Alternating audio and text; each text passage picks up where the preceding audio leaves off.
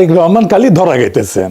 তারেক রহমান যদি নিজে নিজে বুঝে কথা বলে তাহলে নিজের বেকুবিতে ধরা গেতেছেন, আর যদি উনি কারো বুদ্ধিশূন্য কথা বলেন তাহলে উনারা গাড্ডায় ফেলতেছে তার আশেপাশের লোকেরা। আগের বার খালেদা জিয়ার শাসন আমলে যা হয়েছিল আশেপাশের লোকেরা গাড্ডায় ফেলছিল, এবার তাই হইতেছে। নিতান্তই স্বল্প বুদ্ধির বেকুবেরা উনারা ধূর পাঠাইতেছে। যাই হোক, আলাপে আসি। বিএনপি আওয়ামী লীগ এরা এখন এক হয়ে গেছে। আপনি দেখেন এই যে শেরপুরের যে ইনসিডেন্টটা হয়েছে, শেরপুরের ইনসিডেন্টের উপর কি বিএনপি তাদের কমিটি বিলুপ্ত করে দিচ্ছে। আপনি দেখবেন এর আগে অনেকবার করছে, আবার এসে 3 মাস পরে দেখা যাবে তাদেরকে আবার দলে নিয়ে নিচ্ছে। সো এখানে আপনারা সবাই জিনিসটা দেখেছেন, এবং তারা যখন শেরপুরে জামাতের একজন থানা লেভেলের সেক্রেটারি যখন মারা গেছে, তখন কিছুক্ষণের পরই তারা এটাকে কাউন্টার দেওয়ার জন্য তাদের একজন মারা গেছে বলে গুজব ছড়াইছে। পরে দেখা গেল যে সে লাইভে এসে বলতেছে, এবং তারে নাকি আবার দল থেকে খারিজ করে দিছে। সো আমাদের পাটেওরের উপরে ময়লা পানি মারা হয়েছে। আল্লাহ আপনাদেরকে রহম করুন, আল্লাহ আপনাদেরকে হেদায়েত দান করুন, এবং আল্লাহ আপনাদেরকে আমাদের চান্দাবাজি থেকেও মুক্তি দিন। ওই একই আসনে হাদির উপরেও মারা হয়েছিল ময়লা পানি। চান্দ আব্বাসের লোকেরা এটা করিচ্ছে, হাদিকেও এইভাবেই পানি মারা হয়েছিল প্রথমে। বর্তমান বাংলাদেশের পরিস্থিতি এবং বাংলাদেশ বিএনপি এবং জামাত ইসলামীর মধ্যে কোন দল ক্ষমতায় যাচ্ছে এই বিষয় নিয়ে কথা বলছেন কর্নেল মোস্তাফিজুর রহমান। বিশেষ করে জামাত ইসলামীকে তিনি প্রাধান্য দিয়েছেন এবং সবাইকে অনুরোধ করেছেন জামাত ইসলামী দাঁড়িপাল্লাতে ভোট দেওয়ার জন্য। কেন তিনি সোশ্যাল মিডিয়াতে এই কথা বললেন, আমরা সরাসরি ভিডিও স্ক্রিনে চলে যাব, সেখানে তার বিস্তারিত যে লাইভ, সে লাইভটি দেখে আসবো। আসসালামু আলাইকুম। আমি জাস্ট একটা শর্ট ভিডিও নিয়ে এসেছি। আমি অ্যাকচুয়ালি কালকে একটা পোস্ট দিয়েছিলাম যে যারাই নেক্সট আওয়ামী লীগকে রাজনীতিতে ফেরানোর চেষ্টা করবে তাহলে দেশে একটা গৃহযুদ্ধ হবে, and I will fight it from ground. তার মানে বাংলাদেশে এসে ভিডিওতে বলে দিচ্ছি যাতে এটা সবাই মার্ক করে। এখানে মেইন জিনিসটা আমি যেটা দেখলাম, এটা আমি এর আগে একটা ভিডিওতে বলেছিলাম যে ডিজিএফআই, যেটা পুরা জেনারেল ওয়াকারের আওতাধীন এবং ভারতের আজ্ঞাবহ, এরা কিছু অফিসারকে রাখে তাদের কাজ করার জন্য, যেটার মধ্যে ডিনায়াবিলিটি আছে। মনে করেন এট প্রেজেন্ট ডিজিএফআই এর একজন অফিসার আছে যার ক্যারিয়ার ভালো, উনি ডিজিএফআই জাহাঙ্গীর গাদ্দার একটা তার কোর্সমেট, তারেক জিয়াকে নিয়মিত সিচুয়েশন রিপোর্ট দেয়। আর বাকিগুলো আছে হচ্ছে অনলাইনে অ্যাক্টিভিজম করে ইয়ার বিরুদ্ধে, কি বলে জামায়াতের বিরুদ্ধে, শুধু না ওই না ভোটের পক্ষে এবং অন্যান্য জিনিস করে। আমি এরকম একজন অফিসারের সাথে তর্ক করতে গিয়া আমি তখন বললাম যে আওয়ামী লীগ যদি আসে তাহলে আমি সামনে থেকে যুদ্ধ করবো, পরে আমি এটা স্ট্যাটাস আগে দিচ্ছি। বাট আমি যেহেতু কোন স্ট্যাটাসে কোন তথ্যে ওই বট বাহিনী বেশি রিয়েক্ট করে ওইটা সবসময় অ্যানালাইজের মধ্যে রাখি, এইটাতে বট বাহিনী এবং আওয়ামী যারা আছে তাদের যে রিয়েকশন দেখলাম, এর মানে একটাই হচ্ছে, এটার মেইন কাহিনী হচ্ছে তারা বলতে চাচ্ছে জামাত এরকম লক্ষ লক্ষ মানুষ হত্যা করছে, করছে, অতএব জামাতকে তাড়াইতে হবে, জামাতের বিরুদ্ধে গৃহযুদ্ধ করতে হবে দরকার হলে। এবং কিছু কিছু লোক, পুরা বিএনপির কিছু লোক বলে দিল আমার বিরুদ্ধে যুদ্ধ করবে, যখন যুদ্ধ যদি এই যখন হবে যুদ্ধ করবে।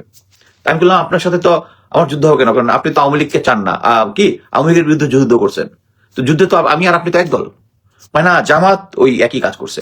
সো এখানে থেকে আমার ডিডাকশন হচ্ছে যে অনেকগুলা কেস, একটা হচ্ছে প্রথম আপনার টাইমসের জেনারেল তারেক রহমানের বিএনপির চেয়ারপারসন তারেক রহমানের ইয়াটা দেখেছেন যে উনি বলেছে যে কোনো দলকে উনি নিষিদ্ধ করতে চান না। It's a clear indication. At the same time general Singh একজন, যার আমি ভিডিও শেয়ার করেছি, আজকে দেখলাম, আমি 2-3 দিন আগে করেছি, আজকে দেখলাম পিনাকিও তার ভিডিওটা দেখিয়েছে। সেটা হচ্ছে বর্তমানে তারেক রহমান দেশে এসেই বলছে পিন্ডি না হিন্দুস্তান না বাংলাদেশ, বাট এটা পরবর্তীতে হয়ে যাবে শুধু হিন্দুস্তান আমাদের সাথে আছে। এবং গ্রাউন্ড লেভেলে বিএনপির যে না ভোটের ক্যাম্পেইন দেখতেছি, দেখতেছে না ভোটের campaign. At the same time গতকালকে আল জাজিরার একটা রিপোর্ট দেখলাম যেখানে শেখ হাসিনা বলতেছে যে তারা ভোট বয়কটের ডাক দিবে। বাট অন গ্রাউন্ডে এটার কারণ আমি একটাই বলবো যে তারাও কনফার্ম হয়ে গেছে যে অ্যাকচুয়ালি বিএনপির যে একটার পর একটা ভুল হচ্ছে তাতে তার ভোট দিন দিন কমতেছে, অতএব এখন ভোট বয়ের জন্য ডাক দিতেছে। বাট আমি শিওর যে সবাই যে ওই গল্পটা বলে যে কি বলে আওয়ামী লীগের 30%, 35%, এখন এটা শুনি নাকি 50% ভোট আছে। তারপর তারা এই যে গত এর আগের 3টা ভোটের মধ্যে তারা ভোট গিয়ে করতে সাহস পায়নি। বাট আমি শুধু এখানে বলবো একটা এইম, সেটা হচ্ছে আওয়ামী লীগকে দেশে ফেরত আনতে এনে রাজনীতি করতে দেওয়া যাবে না। দেশে প্রথমবারের মতো যখন শেখ মুজিব বাকশাল তৈরি করেছিল, গণতন্ত্র হত্যা করেছিল, সেটাকে জেনারেল জিয়া অ্যালাউ করেছিলেন তাকে আবার রাজনীতি করার কিছুদিনের মধ্যে উনি শাহাদাত বরণ করেছেন, এবং এটার পিছনে যে তাদের হাত আছে এটা আমরা এখন সবাই জানি। সো এরকম সিচুয়েশনে যদি আমরা, এবং ওই কনভারসেশনের মধ্যে একটাই যে তারা অলরেডি, আপনি যদি আওয়ামী লীগকে অ্যালাউ করেন রাজনীতি করতে, যেদিন অ্যালাউ করবেন ওই দিন 1 সপ্তাহের মধ্যে জাতিকে বুঝাই ফেলবে যে যারা এই ছিল ওই 24শে আগস্ট আন্দোলনে যারা ছিল এরা সবাই ছিল সন্ত্রাসী, এরা সবাই ছিল জঙ্গি, এবং এরা কত নাকি হাজার হাজার পুলিশ হত্যা করে ফেলছে, এটা বুঝাই ফেলবে সবাইকে। সো তাদের এখন টাকা আছে, আছে, কিন্তু এখন আমাদের জাতি হিসেবে কাজ কি? আমি এটাতে সিরিয়াস, এবং আপনাদেরও এটা সিরিয়াস হওয়া উচিত যে ইন কমন টার্মস যে আমাদের রাজনৈতিক বিভাজন থাকতে পারে। আমি দেখেছি যে আমার সাথে যারা অনেক ছিল তারা এখন আমার জিজ্ঞেস করে আমি জামাত থেকে কত টাকা হয়েছে, আমি ভাই কোনো কিছু টাকা পয়সা পাই না। এই যে একজন লিখছে উনসেন ফাইম ডিজিএফআই প্রতিদিনই আমার এখানে এসে বিভিন্ন উস্কানিমূলক কথাবার্তা বলে, সেটা হচ্ছে একটা টার্ম, আওয়ামী লীগের প্রশ্নে কোনো ছাড় দেওয়া যাবে না। আওয়ামী লীগের প্রশ্নে কোনো ছাড় দেওয়া যাবে না। আওয়ামী লীগকে যদি আপনি দেশে রাজনীতি করতে, এখানে কোনো সুশীলতা ইয়া করলে হবে না। নাজি বাহিনী, জার্মানির নাজি বাহিনী কি কেউ সুশীল হয়ে তাদেরকে আবার সেই একই দল করতে দেয় নাই জার্মান জাতি। আমরা এবং এটাতে বিএনপি সবচেয়ে বড় শিক্ষা, প্রেসিডেন্ট জিয়াউর রহমান হত্যা হয়েছে, এবং সেই বিএনপি এখন তাদেরকে আনার জন্য গ্রাসরুট লেভেল থেকে শুরু করে সবাই কাজ করতেছে। এখন আমাদের যেটা কাজ হবে, বিএনপি অলরেডি বুঝে গেছে যে তাদের যে বর্তমান যে সিচুয়েশন আছে, আমি অ্যাকচুয়ালি আর কোনো রাগঢাক করবো না, আমি নিজে 11 দলীয় জোট যেটা আছে জামাতের, সেখানে ভোট দিয়েছি, ভোট দিয়েছি, এবং আপনাদেরকে বলবো যে বাংলাদেশে এখন যেটা করতে হবে, জামাত এইবার ইলেকশনে জিতবে, এটা আমি কনফার্ম, কিন্তু ওভারওয়েলমিং আপনাদের সবাইকে একটা জিনিস করতে হবে, সেটা হচ্ছে এই বিএনপি আওয়ামী লীগ এরা এখন এক হয়ে গেছে। আপনি দেখেন এই যে শেরপুরের যে ইনসিডেন্টটা হয়েছে, শেরপুরের ইনসিডেন্টের পর কি বিএনপি তাদের কমিটি বিলুপ্ত করে দিচ্ছে। আপনি দেখবেন এর আগে অনেকবার করছে, আবার এসে 3 মাস পরে দেখা যাবে তাদেরকে আবার দলে নিয়ে নিচ্ছে। সো এখানে আপনারা সবাই জিনিসটা দেখেছেন, এবং তারা যখন শেরপুরে জামাতের একজন থানা লেভেলের সেক্রেটারি যখন মারা গেছে, তখন কিছুক্ষণের মধ্যেই তারা এটাকে কাউন্টার দেওয়ার জন্য তাদের একজন মারা গেছে বলে গুজব ছড়াইছে। পরে দেখা গেলো যে সে লাইভে এসে বলতেছে, এবং তারে নাকি আবার দল থেকে খারিজ করে দিছে। সো আমাদেরকে যে জিনিসটা করতে হবে, বিএনপি অলরেডি, আমি আজকে আরো একটা জিনিস আমি বলি যে আমি কয়েকজনের নাম দিয়ে, আগের যে এয়ারফোর্স চিফ ছিলেন আলতাফ হোসেন, উনি বিএনপির প্রেসিডেন্ট জিয়ার আমল থেকে, উনি বলতেছে র এজেন্ট অলরেডি আছে। আবার একটা জিনিস বলি, ক্যাপ্টেন শাহনাজ বলেছিল যে তার কনক সারোয়ার ভাইয়ের শোতে যে 5 জন বিএনপির নেতা তারা নিয়মিত শেখ হাসিনার সাথে দেখা করতে হবে, খাম নিয়ে আসতো। আমি শাহনাজকে কতবার জিজ্ঞেস করেছি যে তোমাকে কি বিএনপি জানতে চেয়েছে এই 5 জনকে? না, করতে চায় নাই। আপনি চিন্তা করেন যে বিএনপি তো ইচ্ছাই নাই, যে আমি যদি জানি যে আমার ঘরের ভিতরে কেউ ফরেন এজেন্ট আছে, আমি তো আগে খোঁজ দিব যার কাছে পাইছো কিনা, বিকজ তারা সবকিছু জানে। এবং এই যে গত 16 বছর যে আমাদেরকে আমাদেরকে যে আওয়ামী লীগ যে দাবড়াইছে, এই বিএনপির লোকজনকে সহায়তা করতে, আমি আগের ভিডিওতে বলছি যে 22-23 যত আন্দোলন ছিল, এটার পিছনে কিন্তু ইভেন আমেরিকাও সাপোর্ট দিচ্ছিল। তারা এখন পর্যন্ত সাপোর্ট দিচ্ছে না। কি জন্য দিচ্ছে না? কারণ তারা জানে যে ভারতের কোলে গিয়ে বসে থাকবে, সো আমেরিকা চায় না। হ্যাঁ, আমি একটা স্ট্যাটাস দিয়েছি যে আমরা আমেরিকার সাথেও চাই না, নতজানু হইতে চাই না, ভারতের ইয়াতেও নতজানু হইতে চাই না। কিন্তু একটা জিনিস বুঝতে হবে, প্রেজেন্ট সিচুয়েশন আপনাকে অ্যাসেস করতে হবে। আপনি এখন যদি আমেরিকার যে সিচুয়েশন আছে, হ্যাঁ, এখন যে সিচুয়েশন আছে, তাতে আপনি যদি বলেন আমেরিকারও মানি না, তাহলে বিএনপি তো চোখ বন্ধ করে ইন্ডিয়ার সাথে হাত মিলাই দিয়া আপনারা মানে সত্যানাশ করে দিবে। সো প্রেজেন্ট সিচুয়েশনে আমার কথা হচ্ছে একটাই, আমি বলবো ম্যাডাম খালেদা জিয়া যেটা বলেছিল যে আমাদের বন্ধু আছে, কোনো আমরা কার গোলাম না, এই ধরনের একটা কথা যেটা বলেছিলেন নাকি, সেম জিনিস আমেরিকাকে আমাকে বন্ধু নিতে কোনো সমস্যা এই প্রেজেন্ট সিচুয়েশনে নাই। আমরা রাজনৈতিক প্রেক্ষাপটে আমাদের যখনই যেটা সুবিধা ওইটার আমরা নিব, এবং আমি মনে করি জামাতের এই স্ট্যান্ড অ্যাবসলিউটলি 100% ঠিক আছে। এই কারণেই, কারণ আমেরিকা এখন চাচ্ছে একটা ফেয়ার নির্বাচন হোক, আমরা সবাই চাচ্ছি একটা ফেয়ার নির্বাচন হোক, সবাই, এবং একমাত্র বিএনপি চাচ্ছে না একটা ফেয়ার নির্বাচন হোক। আমাদেরকে একটা ফেয়ার নির্বাচন, এবং আমি কনফিডেন্ট যে বাংলাদেশ সেনাবাহিনী বর্তমান যে সিচুয়েশন আছে, যে গ্রাউন্ড লেভেলে যারা অফিসার আছে, যারা সৈনিক আছে, তারা সবাই চায় যে সেনাবাহিনীর যে দুর্নাম যেটা হয়েছে শেখ হাসিনার সাথে থেকে তাদের জেনারেলরা যাদেরকে এখনো জেনারেল ওয়াকার সেভ করার চেষ্টা করতেছে, এই বর্তমান পরিস্থিতিতে আমরা একটা ফেয়ার নির্বাচন সেনাবাহিনী আমাদেরকে দিবে, আমি কনফার্ম। এবং কয়েকদিন আগে আরেকটা স্ট্যাটাস শেয়ার করেছি যে প্রশাসনের মধ্যে দুই ভাগ হয়ে গেছে, এক পার্টি বিএনপি আর পার্টি। আপনি একটা জিনিস মনে রাখবেন, বিএনপি এবং জামাতের যে পার্টি হোক, দুই পার্টি হচ্ছে সুবিধাবাদী, কারণ তারা হচ্ছে সামনে হালুয়া রুটি খাবে তখন। সো এই মুহূর্তে এটা একটা সুবিধা জিনিস হচ্ছে, কোনো প্রশাসনের লোকজন একচেটিয়া ভাবে বিএনপিকে সাপোর্ট করতে পারবে না, জামাতকে সাপোর্ট করতে পারবে না। আর আর্মির কথা আপনি শিওর থাকেন যে তারা নির্বাচনের দিন কোনো দলকে করবে না। সো আপনারা দাড়ি পাল্লায় ভোট দেন বাংলাদেশকে সেভ করার জন্য, অন্য কোনো কিছু না, বাংলাদেশকে সেভ করার জন্য। আমরা শেখ হাসিনা এবং আওয়ামী লীগ কাউকে বাংলাদেশে অ্যালাউ করবো না, রাজনীতি করার জন্য অ্যালাউ করবো না। তারা চুপচাপ থাকুক, ঠিক আছে, কিন্তু আমার এই যে একটা পোস্ট দিয়েছি যে যদি দরকার হয় দেশে এসে যুদ্ধ করবো, গৃহযুদ্ধ হবে, আওয়ামী লীগকে আসতে দেওয়া যাবে না, এটাই তাদের রিয়েকশন কনফার্ম করতেছে। এবং বিএনপির লোকজন এটার পক্ষে যাচ্ছে, এবং ডিজিএফআই যারা মিলিটারি অফিসার কয়েকজন আছে, যারা জেনারেল জাহাঙ্গীর, জেনারেল ওয়াকারের কথায় ভারতের আদেশে কাজ করতেছে যে সমস্ত, তাদের একটাই কথা যে এটি জামাতও গণহত্যা করেছে। এখন গণহত্যা করেছে পাকিস্তানি বাহিনী, ওইটা না, এখন জামাত এই জিনিসটা করেছে। সো এই সমস্ত আওয়ামী লীগের পচা প্রোপাগান্ডা বাংলাদেশি কেউ খাবে না। আপনারা সবাই জামাতে ইসলামে যে জোটটা আছে বাংলাদেশের জন্য, আওয়ামী লীগকে নিশ্চিহ্ন করার জন্য, বাংলাদেশে জাস্টিস ফিরিয়ে আনার জন্য, হাদির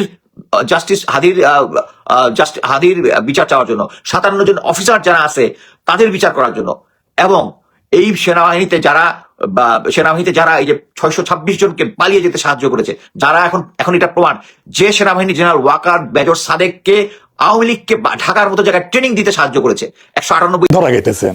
তারেক রহমান যদি নিজে নিজে বুঝে কথা বলে তাহলে নিজের বেকুবিতে ধরা গেতেছেন, আর যদি উনি কারো বুদ্ধিশূন্য কথা বলেন তাহলে উনারা গাড্ডায় ফেলতেছে তার আশেপাশের লোকেরা। আগের বার খালেদা জিয়ার শাসন আমলে যা হয়েছিল, আশেপাশের লোকেরা গাড্ডায় ফেলছিল, এবার তাই হইতেছে। নিতান্তই স্বল্প বুদ্ধির বেকুবেরা উনারা ধূর পাঠাইতেছে। যাই হোক, আলাপে আসি। আগে একটা ভিডিও দেখে আলাপ আসি, ওই ভিডিও নিয়েই আলাপ। আসেন দেখেন। বর্জ্য ব্যবস্থাপনা নিয়ে বিএনপি কোনো প্ল্যান আছে কিনা, এই বিষয়ে আমি জানতে চাচ্ছি। ঢাকায় কম বেশি প্রতিদিন 7,000 টন আবর্জনা জমা হয়, 7,000 টন। এর মধ্যে আমরা বিদেশি কিছু কোম্পানির সাথে কথা বলেছি, প্রাইমারি আলোচনা করেছি আমরা। তারা মোটামুটি ভাবে এক্সপার্ট, সেটা হচ্ছে যে ময়লা থেকে তারা বিদ্যুৎ তৈরি করে।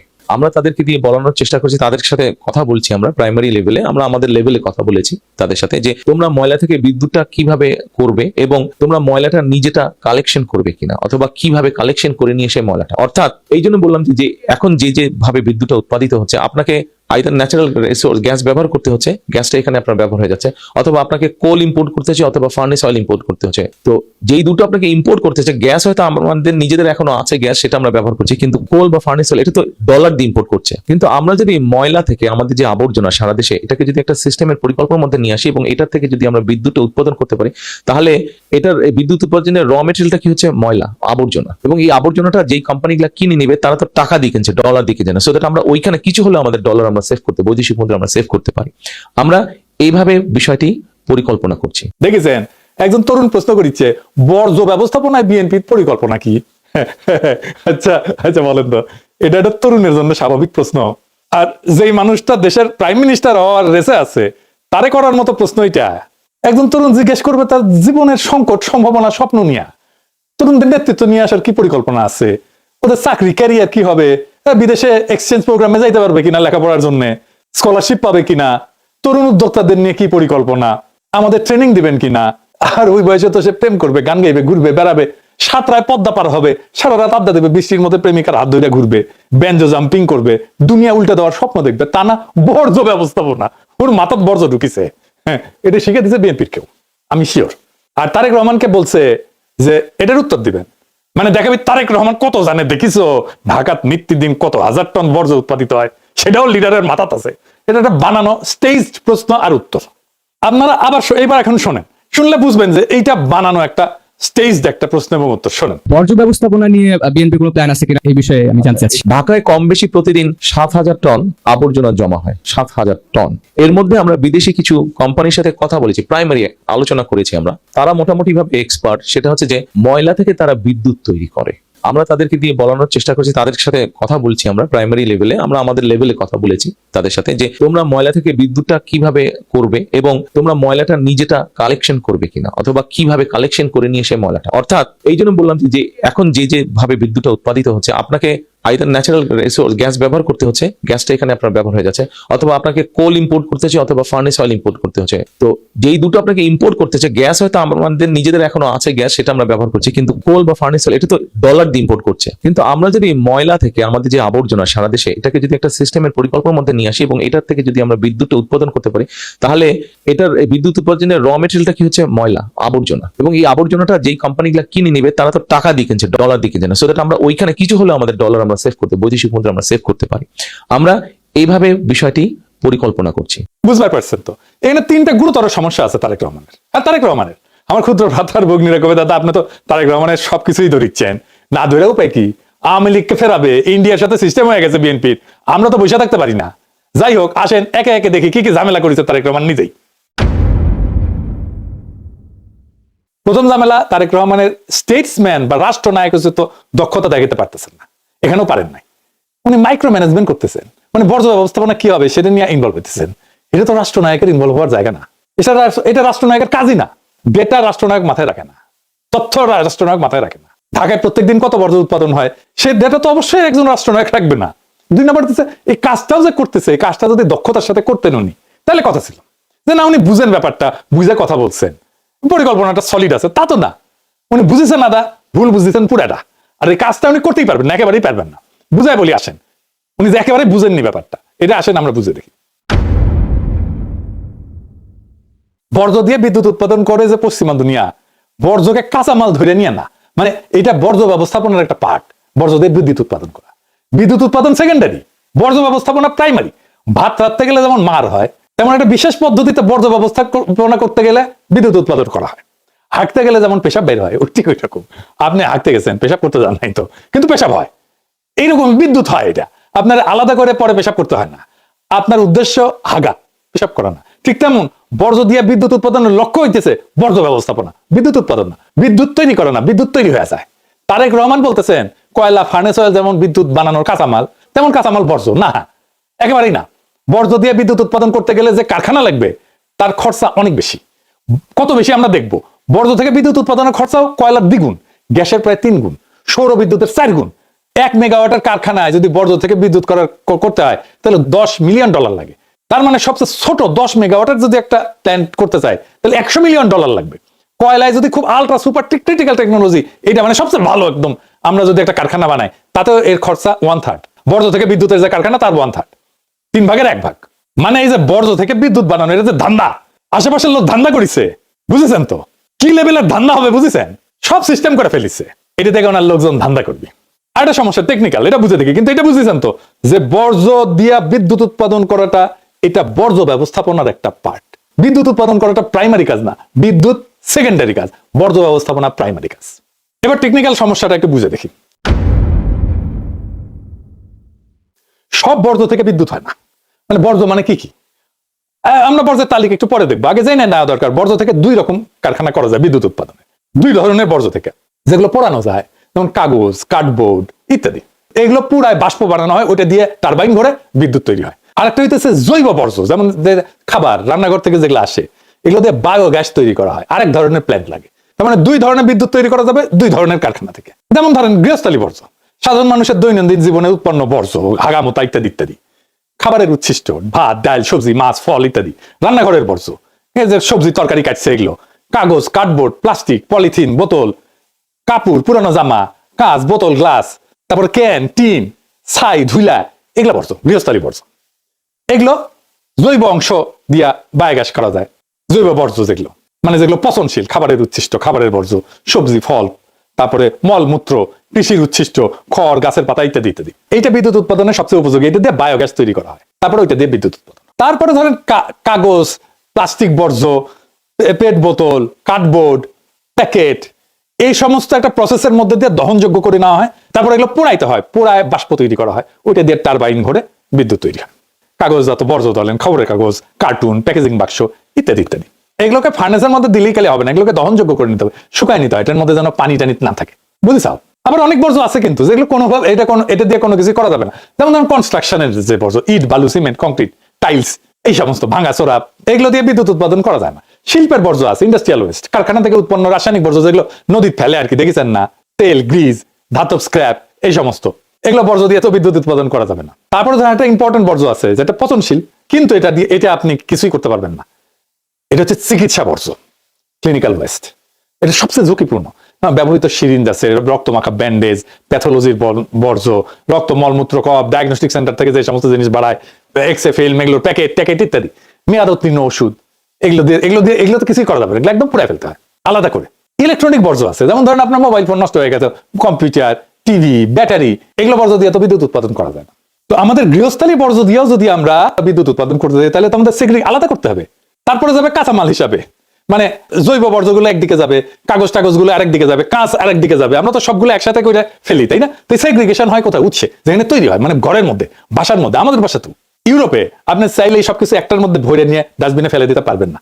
আলাদা 3 ধরনের ডাস্টবিন আছে। আপনার এখানে 3 ধরনের বর্জ্য, 3 ধরনের ডাস্টবিন আপনি ঘরের মধ্যেই ফেলবেন, আলাদা করবেন, তারপরে যে 3 ধরনের ডাস্টবিনে ফেলবেন। এইটা হচ্ছে সেগ্রিগেশন। এইটা করতে পারলে তখন ওইখান থেকে নিয়ে যে আপনি বায়োগ্যাস বানান, আপনি পুরান, যাই করেন সেটা করেন। এই শিক্ষাটা কমিউনিটিতে থাকতে হবে, এই শিক্ষাটা কমিউনিটিতে শেখাইতে হবে, সময় লাগে। এই সিস্টেম ইমপ্লিমেন্ট করতে কত টাইম লাগবে ভাবেন তো। এখন আপনি বর্জ্য আলাদা করবেন উৎসে, যাই হোক, ফাইনালি বড় সমস্যা যেটা করেছে সেটা আসি, এটার সাথে সার্বভৌমত্বের প্রশ্ন যুক্ত। আমি কাল ওনার বক্তব্য বারবার শুনেছি, উনি বলছেন আমরা বিদেশি কিছু কোম্পানির সাথে কথা বলছি, প্রাইমারি লেভেলে আলাপ করছি, তাদের দিয়ে কাজ করানোর চেষ্টা করছি, আমরা এইভাবে বিষয়টা পরিকল্পনা করছি। আরেকবার শোন, ঢাকায় কম বেশি প্রতিদিন 7,000 টন আবর্জনা জমা হয়, 7,000 টন। এর মধ্যে আমরা বিদেশি কিছু কোম্পানির সাথে কথা বলেছি, প্রাইমারি আলোচনা করেছি আমরা। তারা মোটামুটি ভাবে এক্সপার্ট, সেটা হচ্ছে যে ময়লা থেকে তারা বিদ্যুৎ তৈরি করে।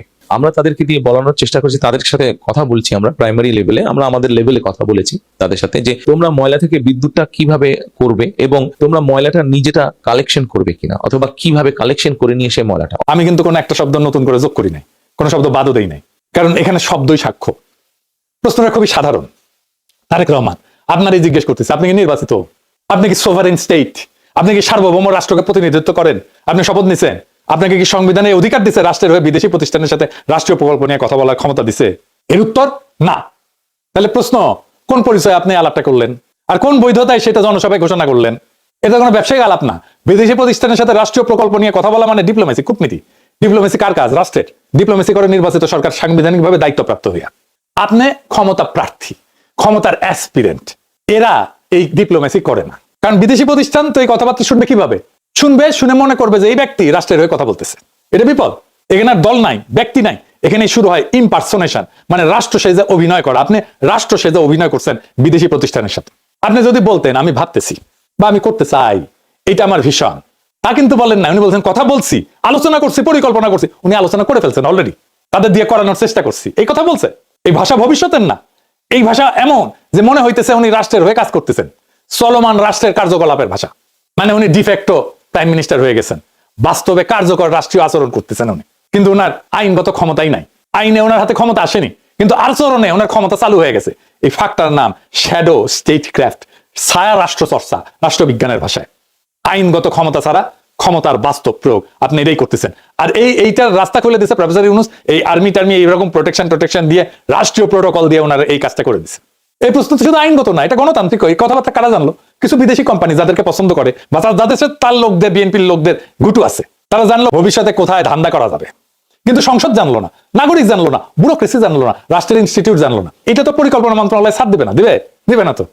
পরিবেশ মন্ত্রণালয় ছাড় দিবে না তো। এগুলো সব চাল লাগবে, অর্থ মন্ত্রণালয় ছাড় দিবে না। কারণ আপনি বেশি খরচা কইরা বিদ্যুৎ বানাইতেছেন, এটা তো এফিসিয়েন্ট না। অর্থ মন্ত্রণালয় কেন ছাড় দেবে? টাকা দেবে কেন? বাংলাদেশের নাগরিক তার ট্যাক্সের পয়সা কেন দেবে? আমাকে বুঝান। 3 গুণ বেশি দাম দিয়ে বিদ্যুৎ বানানোর জন্য বাংলাদেশের মানুষ তার ট্যাক্সের পয়সা কেন দেবে? আপনার দলের লোককে ধান্দা করার জন্য? সংসদীয় কমিটি থাকবে না, ওখানে বিরোধী দলের লোক থাকবে না, ওটা ক্যাক করে ধরবে। আর আপনি বিদেশি প্রতিষ্ঠানের সাথে আলাপ করা শুরু করে দিচ্ছেন। বাহ। এখন কইতে পারেন এটা তো ভালো উদ্দেশ্যে করা হয়েছে। গণতন্ত্র উদ্দেশ্য দিয়ে চলে না, গণতন্ত্র চলে সীমা দিয়ে, বৈধতা দিয়ে। ভালো উদ্দেশ্য দিয়ে রাষ্ট্রের সীমা ভাঙা যায় না, কর্তৃত্বের সীমা ভাঙা যায় না, নতুন কর্তৃত্ব তৈরি করা যায় না। কর্তৃত্ব তৈরি হবে, শপথ করেন, জিতে আসেন, যদি জিতে আসতে পারেন তারপরে করেন। ইতিহাসে কোথাও কোথাও নির্বাচনের আগে এরকম যোগাযোগ হয়েছে, আর ইতিহাসে সেই ঘটনাগুলোকে কি নাম দিছে জানেন? এগুলো অবৈধ, অনৈতিক, বিপজ্জনক, রাষ্ট্রীয় সীমা লঙ্ঘন। আজও সেগুলো পড়ানো হয় নেগেটিভ প্রেসিডেন্স হিসেবে বা নেতিবাচক দৃষ্টান্ত হিসেবে রাষ্ট্রবিজ্ঞানে। দক্ষিণ ভিয়েতনামের সরকারের সাথে নিক্সন নির্বাচিত হওয়ার আগে এরকম একটা আকাম করেছিল দক্ষিণ ভিয়েতনামে।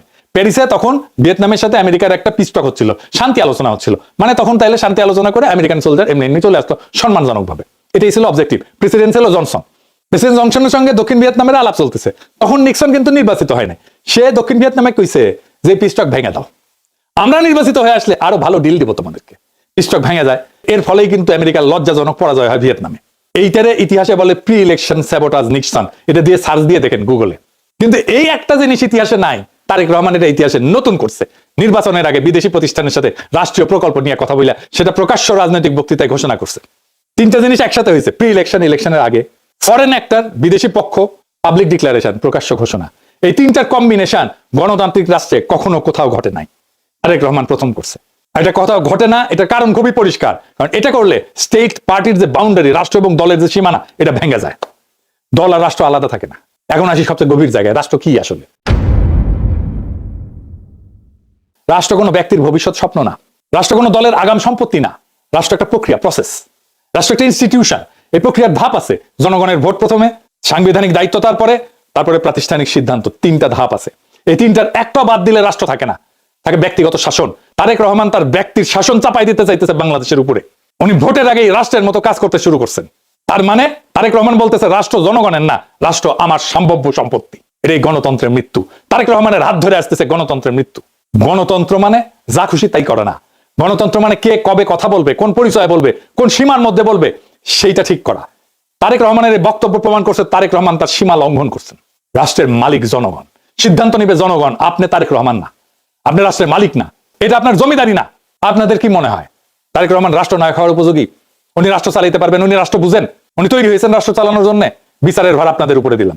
24-এর বর্ষা বিপ্লব নিয়ে ওনার কোনো আলাপ নাই, কোনো আলাপ নাই। হাসিনা নিয়ে কোনো আলাপ নাই, আওয়ামী লীগ নিয়ে কোনো আলাপ নাই, ফ্যাসিবাদ নিয়ে কোনো আলাপ নাই। তাহলে কেন তো মানুষ রক্ত দিল? সে আলাপ আছে? নাই। মানুষ অন্তরের কোন আগুনে জ্বলা প্রাণ দিতে দ্বিধা করেনি 24-এ, সেটা নিয়ে কোনো আত্ম অনুসন্ধান নাই বিএনপির। আমরা কি এইভাবে বর্ষা বিপ্লবের আকাঙ্ক্ষার কবর দিয়ে দেব? আমরা কি তারেক রহমানকে আর বিএনপিকে ক্ষমতায় আনার জন্য লড়াই করছিলাম? আমাদের বাচ্চারা অকাতরে প্রাণ দিছিল, রক্তে ভাসায় দিয়েছিলাম। রক্তের দাগ কিন্তু এখনো শুকায় নাই। কিন্তু তারেক রহমানের বক্তৃতায় তার কোনো ছাপ নাই। আমরা ওই লড়াই করিনি তারেক রহমান আর বিএনপিকে ক্ষমতায় এনে বসাবো। আমরা তাদের হাতে রাষ্ট্রকে দেব না, কোনোভাবেই দেব না যারা জুলাইকে বিশ্বাস করে না। আমরা তাদের হাতে রাষ্ট্রকে দেব না, কোনোভাবেই দেব না যারা জুলাইকে ধারণ করে না, জুলাইয়ের চেতনাকে যারা ধারণ করে না। আর এই সিদ্ধান্ত নিতে হবে আগামী 12ই ফেব্রুয়ারিতে। আপনার স্বপ্ন, আপনার মর্যাদা, আপনার ভবিষ্যৎকে লুট হয়ে যাইতে দিয়েন না। খোদা তাআলা আমাদের এই নিয়তকে যেন কবুল করেন।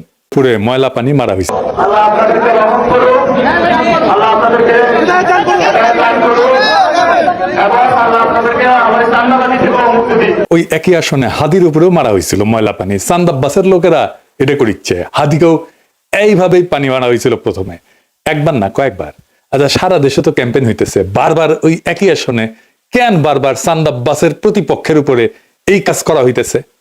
কারণ আছে, আমরা এটা দেখব। আপনারা দেখেছেন সারা বাংলাদেশ দুই ভাগে ভাগ হয়ে গেছে, কেস কলে ফিট হয়ে গেছে। ইন্ডিয়ার এক সাবেক জেনারেল কইয়া দিছে কি আসিচ্ছে জানেন? এটা জানেন না? হিন্দি আপকে সমঝ আতা হ্যাঁ না? হিন্দি ফিল্ম দেখেন না? আলাপটা গেলে হিন্দি, তাই সাবটাইটেল আছে। আগে শুনেন, শুনলে বুঝবেন ইন্ডিয়ার করে দেওয়া চিত্রনাট্য অনুসারেই সব চলিচ্ছে। শুনেন। इलेक्शन हम वेट सिर्फ इलेक्शन का कर रहे हैं। इलेक्शन होने दीजिए। तारिक क्या नाम है उनका, बीएनपी के जो अभी तारिक रहमान जो है प्रेसिडेंट है, आफ्टर हिज मदर एक्सपायर्ड, उनके जाने के बाद उन्होंने बोला है, एक नया नारा दे दिया। देखिए आते ही नारा भी बदल गया, न रावलपिंडी न हिंदुस्तान, केवल बांग्लादेश। ये पहली सीढ़ी है, कुछ दिन के बाद हो जाएगा रावलपिंडी गई भाड़ में, हमारे साथ हिंदुस्तान। तो ये जो टेक्निक चल रही है, अब हमको इंश्योर ये करना है कि बांग्लादेश को हमको रखना है, बांग्लादेश हमको बिखेरना नहीं है। इसका कारण क्या है? जितने घुसपैठिए हमारे पास आए हैं, इनको कहीं ना कहीं तो भेजना पड़ेगा ना भाई। শুনিছেন তারেক রহমান কইছে পিন্ডি না দিল্লি না, সবার আগে বাংলাদেশ, এরপরে পিন্ডি বাদ দিয়ে দিল্লির দিকে যাবি, তাই কইছে না? এটাই হইতেছে প্ল্যান। তারেক রহমানের উপরে কি আস্থা ইন্ডিয়ানদের দেখেছেন? হাসিনার উপরে বেলা এত আস্থা ছিল না ইন্ডিয়ার।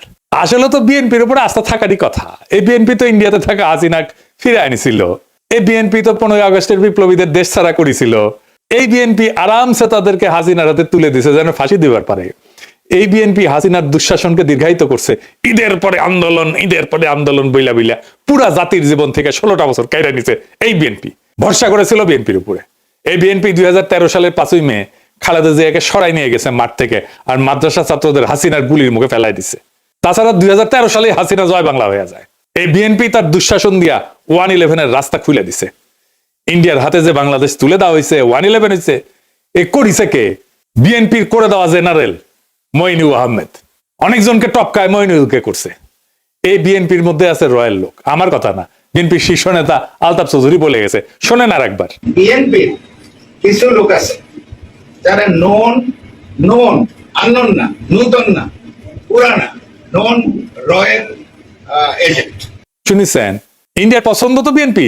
সুবীর ভৌমিকের কাছে আবার শুনেন, বারবার শোনা ভালো। ভারত বাংলাদেশে কোন সরকার চাইবে? খুব সোজা উত্তর আমি তোমায় দিয়ে দিচ্ছি। Awami League is not in election, next best option is BNP, obviously not Jamaat. তারা অলরেডি 50 লাখ লোক নিয়ে জিহাদ টেয়াদের হুমকি দিচ্ছে, ফলে জামাত অবভিয়াসলি ইন্ডিয়া চাইবে না। অত অনেক কথা, ডিপ্লোম্যাটিক কথা বলে তো লাভ। কানেকশনটা হচ্ছে 71। আমরা একসাথে, আমার সৈন্য এবং মুক্তিযোদ্ধারা রক্ত ঝরিয়েছে, সেই সুবাদে Awami League. This is the historical fact. এই জায়গাতে হঠাৎ করে আজকে অন্য কিছু ডাইনামিক্স চলে আসবে, এটা তো আশা করাটাও ভুল। কিন্তু যে গভর্নমেন্ট আসবে তার সাথে ইন্ডিয়াকে তো ডিল করতে হবে। এই বিএনপির একমাত্র কাজ হইতেছে এবং মিশন হইতেছে আওয়ামী লীগকে ফিরে আনা। ইন্ডিয়া জানে যে এটা অপদার্থের দল, এটা এক্সপোর্ট কোয়ালিটির ভালচুন, এটাও জানে। দেশ চালাইতে পারবে না, এটাও জানে। আপনারা দেখেন বিএনপির শাসনগুলো সবকটা ফেলিওর। জিয়াউর রহমান একটা বাদ দেন, এটা অস্থির সময় তিনি শাসনভার নিয়েছিলেন, অল্প সময় শাসন করছিলেন। তারপরে দেখেন সাত্তার, এটা মিলিটারি কু করে সরাই দিচ্ছে, সে মিলিটারি কু ঠেকাইতে পারে না, এতই অথর্ব। খালেদা জিয়ার ফার্স্ট টার্মে শেষ হয়েছে নিত্যদিন হরতালে তত্ত্বাবধায়ক সরকারের দাবিতে। আর একটা বিনা ভোটের ইলেকশন করেছিল খালেদা জিয়ার সরকার, কইরা একটা অধিবেশন করছে, একদিন সম্ভবত অধিবেশন করে ক্ষমতা ছেড়ে ভাগছে। সেকেন্ড টার্ম 68 জেলায় বোমা হামলা হয়েছে, গ্রেনেড হামলা হয়েছে। সেই গ্রেনেড হামলা একটা সুষ্ঠু তদন্ত পর্যন্ত করতে পারে না বিএনপি সরকার। বাংলা ভাইয়ের উত্থান হয়েছিল, সে মানুষের ধরে ধরে পিটাইতো, আর ওই মানুষ যে আর্তনাদ করতো সেটা মাইকে শুনাইতো। জানেন কি বিভৎস। আর শাসন শেষ হয়েছে 111 আর লগি বইটার তাণ্ডব দিয়া ঠেকাইতে পারেনি বিএনপি তখন ক্ষমতায়। তারেক রহমান কইতেছে স্থিতিশীলতা আনবে। এডিটর সাহেব আর হাসপুন না, ঘোড়া হাসবি এখন।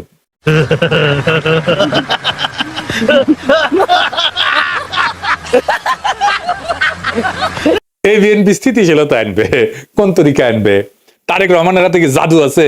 তাহলে ওই শাসনে স্থিতিশীলতা ছিল না কেন? বিএনপি শাসনে বাংলা ভাই কেন হইলো? র‍্যাব সৃষ্টি কে করছে? বিএনপি। তো এই ক্রস ফায়ারের হত্যাকে কে প্রাতিষ্ঠানিকভাবে প্রতিষ্ঠিত করছে? বিএনপি করছে। এইটার স্থিতিশীলতা বলে? এই যে দেখেন নিজেদের মিটিং, নিজেদের মধ্যে মারামারি।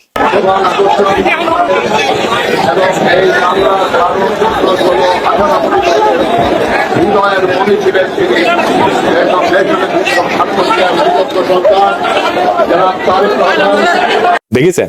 দেখেন তারেক রহমানের উপস্থিতিতে মারামারি।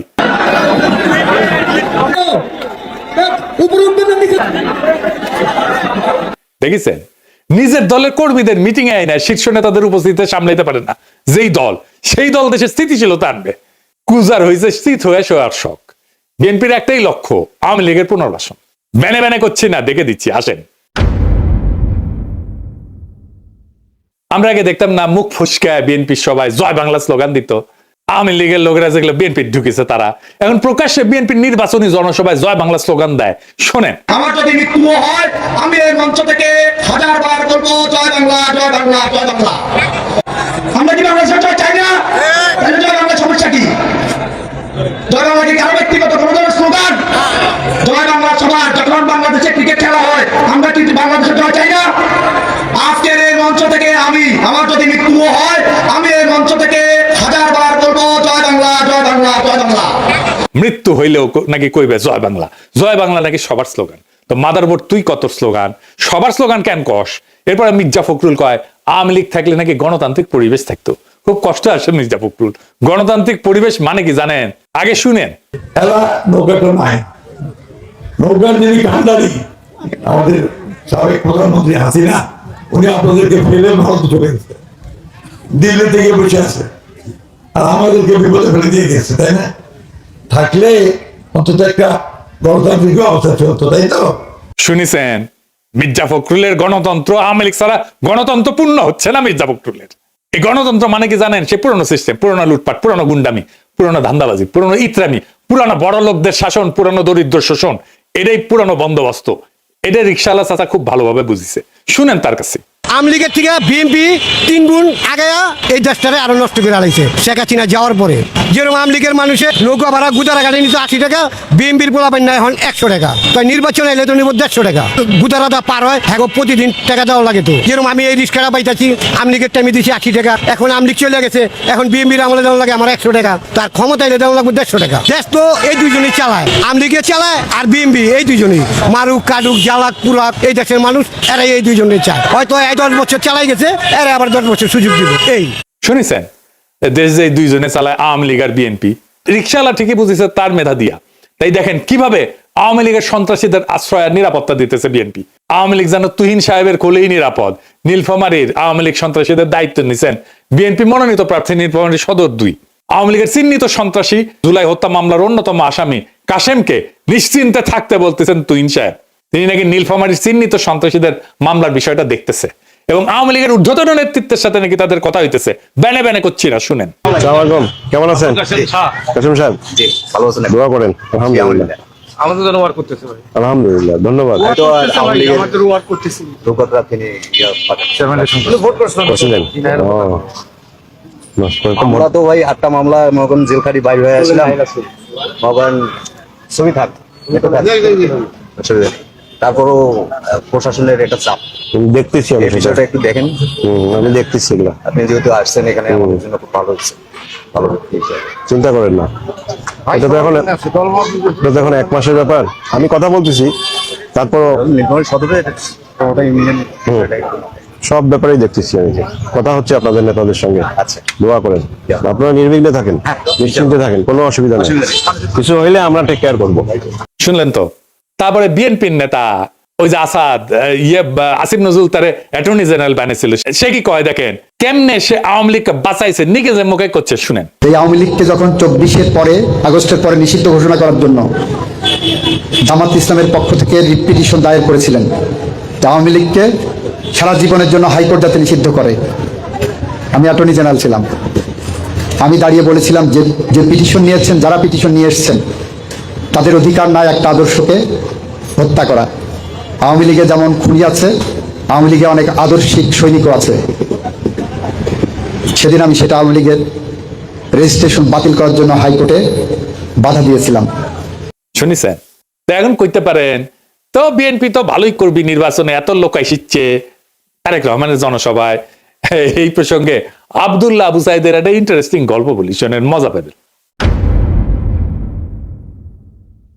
আব্দুল্লাহ আবু সাইদ করছে যে গুলিস্তানে সেই 70-এর দশকে সবাই দেখে যে ঝাঁপে পড়িচ্ছে অনেক মানুষ একটা কিছুর উপরে, ঝাঁপে পড়িচ্ছে অনেক মানুষ। কিসের উপরে ঝাঁপে পড়িচ্ছে কেউ বুঝতে পারছে না, কিন্তু কিছুর উপরে ঝাঁপে পড়িচ্ছে। উনিও গেলেন, জিজ্ঞেতেছেন ভিতরে কি, কিসের উপরে ঝাঁপে পড়িচ্ছে মানুষ? তো পাবলিকে কয় গাড়ির মধ্যে সাবানা, মানে সাবানা গাড়ির মধ্যে দিয়ে যাচ্ছিল, কেউ দেখিছে সাবানাক যে ঝাঁপে পড়িছে, গাড়ি ধরিছে ঝাঁপে পড়িছে, গাড়ির মধ্যে সাবানাক দেখবি। তো পরে পুলিশ ডেকে সাবানাকে উদ্ধার করার লাগিছে। আপনি ইলিয়াসকে নিয়ে যান বাংলাদেশ, এরকম গাড়ি দেন, লোক বল দেন, বাজেট দেন, মিডিয়ার কাভারেজ দেন, দেখেন ইলিয়াসকে দেখতে আসবে এইভাবেই লোকেরা। এটা হয় গাড়ির মধ্যে তারেক রহমানকে এভাবে দেখতে আসছে, গাড়ির মধ্যে যেমন সাবানাক দেখতে আসছিল। মানুষ ফার্স্ট অ্যাপিয়ারেন্সে বড় দলের নেতাকে এইভাবে দেখতে আসে। হাসিনাকেও এভাবে দেখতে আসতো। হাসিনা যদি যেত জনারণ্য হয়ে যেত সেটি। মুরব্বীদের জিজ্ঞেস করে দেখেন, তার মানে এই না হাসিনা জিততো ইলেকশনে, তার মানে এই না হাসিনা প্রচুর জনপ্রিয়। 2013-তে ইমরান খান ইলেকশন করছে, সে একইভাবে ভেঙ্গা পড়তো জনগণ। আল জাজিরা করছে, ইংরেজিত করছে, ঠিকই কেছে, ইংরেজি যেহেতু কেছে তাই না, তো বাংলা করে একই জনসমর্থনের এক জোয়ারচ্ছ্বাস, ধারাবাহিক জনসভা, একের পর এক প্রকাশ্য উপস্থিতি এবং তরুণ ভোটারদের মধ্যে তৈরি হওয়া গতি, এসব ভাষায় তার প্রচারণা ঘিরে ব্যাপক জন উৎসাহের ইঙ্গিত দেয়। টাইম ম্যাগাজিন করছে রক গানের অনুষ্ঠানের মতো হইতেছে জনসভা, মানে রকস্টার ইমরান খান। ইলেকশনে ইমরান খান মেল্লো ডাব্বা। এই একই ইমরান খান ফেনোমেনন হবে গাড়ির মধ্যে তারেক রহমানের, গাড়ির মধ্যে সাবানার মতো। বুঝেছাও? অনেক সময় মানুষ দেখতে আসে, শুনতে আসে, ভোট দিতে আসে না। তারেক রহমানের ভোট না, এগুলা দেখতে আসিচ্ছে গাড়ির মধ্যে সাবানার মতো। যে প্ল্যান করিছে সবই তো দেখেছেন। আরো দেখামো ওই সমস্ত প্ল্যান নাকি বাস্তবায়ন করতে হইলে তারেক রহমানের দরকার মানুষের নিরাপত্তা আর দুর্নীতি কমানো। আবার দেখেন নিজেদের দলের লোকেরা নিজেদের দলের উপরে কেমনে ছাপে পড়ে। কুমিল্লা 4 আসনের মঞ্জুরুল হাসান মুন্সির ছেলে রিজভী কেমনে প্রতিপক্ষকে ফাঁসাইতে কইতেছে, শোনেন, কোপাইতে হবে, শুনেন।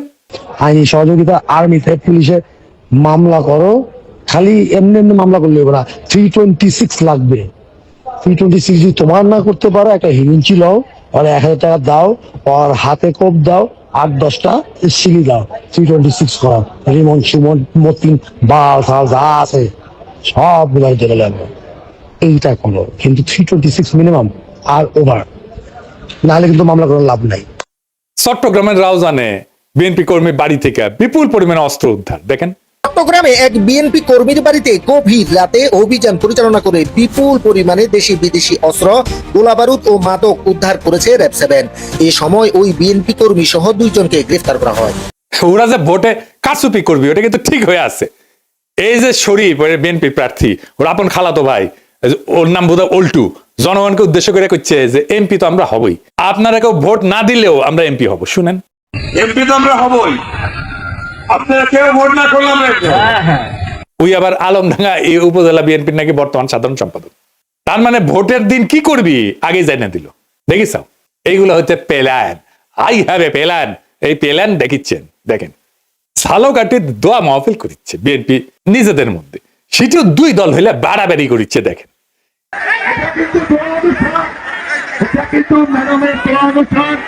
রাজনীতি উপজেলা বিএনপি কর্তৃক আয়োজিত আজকে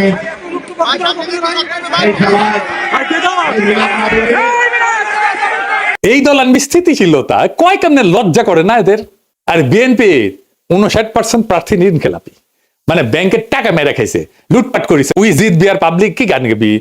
তবু হে বিজয়ী বীর তারেক সেনা, তোমাদের ব্যাংক ঋণ কোনোদিন শোধ হবে না, না না না শোধ হবে না। তুই ব্যাংকের ঋণ শোধ করবে পারিস না, তো দেশ সেবার কাজ হয় কা? ওই টাকা আর শোধ দিবি না, তাই ইলেকশনে দাঁড়াইছে। এক ক্যান্ডিডেট দেখায়, দিরাই সাল্লার ক্যান্ডিডেট, মুরব্বী মানুষ। আগে দেখেন, তার বয়স, তিনি শারীরিকভাবে এখন আর আগের মতো সুস্থ স্বাভাবিক, এমনকি চলাচলের ক্ষেত্রেও তাকে অন্যের সাহায্য নিতে হয়, যার ফলে রাজনৈতিক সভা সমাবেশ কিংবা প্রচারণায় হয়তো তাকে খুব বেশি পাবে না বিএনপি কর্মী সমর্থকেরা। উনারে দাঁড় করানো ঠিক হয়েছে। ক্ষুদ্রকালে ভাবতে হবে ইলেকশনে কেমনে খাড়ায়, ইলেকশনটা কই যেটি যে খাড়ানো লাগে। তো যাই হোক, এই মুরব্বী তো খাড়াইতে পারতেছে না ঠিক মতো, ইলেকশনে কেন খাড়াইলো? তারেক রহমান আপনি কন, উনি কি কন্ট্রিবিউট করবি? কিছুই তো করবে পারবেন না উনি। আপনাদের লজ্জা নাই? খালেদা যে মৃত্যুসজ্জা ওখানে টিপসই নিয়ে নমিনেশন পেপার সাবমিট করছেন 3টে সিটে, আর এরকম ঘাটের মরা কেনে আপনি ইলেকশনে দাঁড় করাইছেন। লজ্জা থাকা উচিত তো।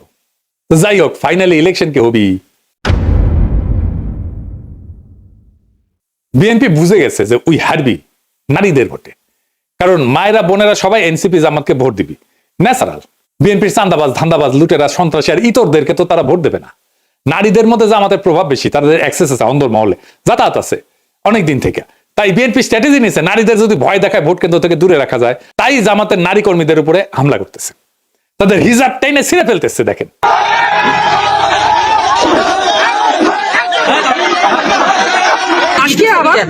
আজকে আবার ওই যে ওই মহিলা আমাদের কর্মী ঢোকার কারণে ওনারা এক পর্যায়ে বোরখা খুলি না, আবার হিজাব খুলে এসে দেখলাম যে হিজাব খোলা বা হিজাব কার মুখে আছে তো এই ঘটনা থেকে শুরু হয়ে এখানে 2-3টা মোটরসাইকেল ভাঙচুর হলো।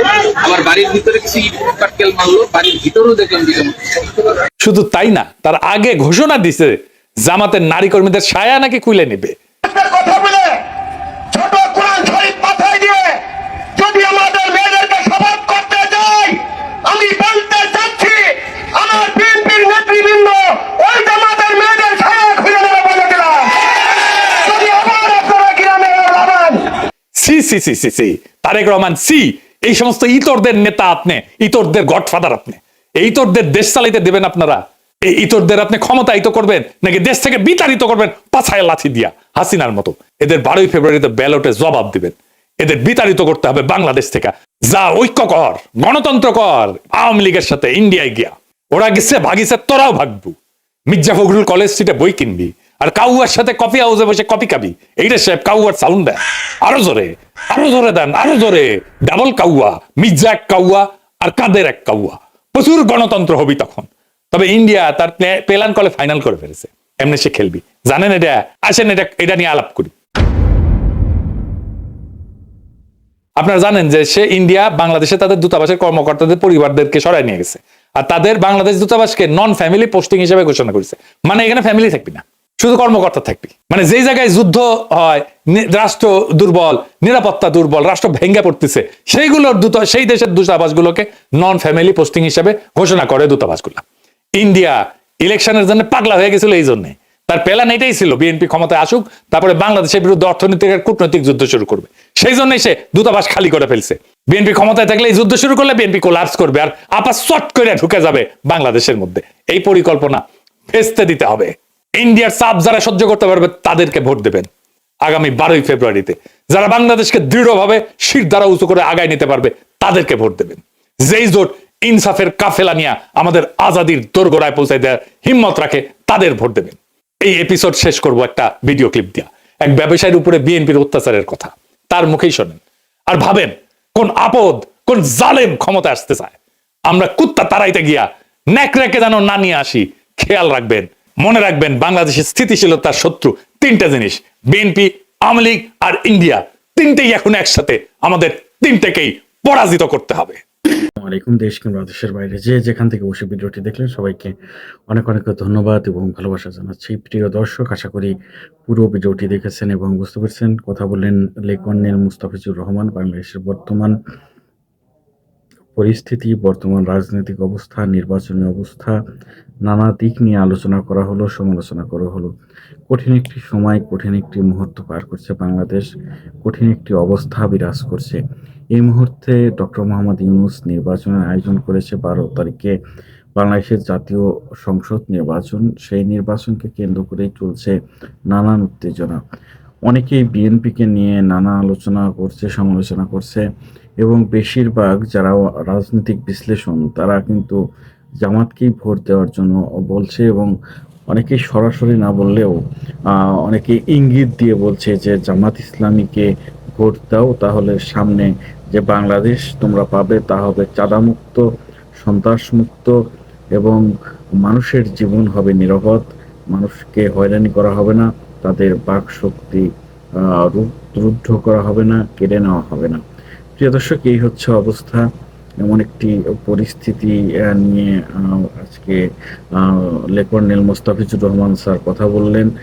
আজকের এই ভিডিওটি আপনাদের কাছে কেমন লাগলো অবশ্যই কমেন্টে জানাবেন। সবাই ভালো থাকবেন, সুস্থ থাকবেন। ভিডিওটি শেষ করছি, আবারও দেখা হবে ইনশাআল্লাহ। আসসালামু আলাইকুম।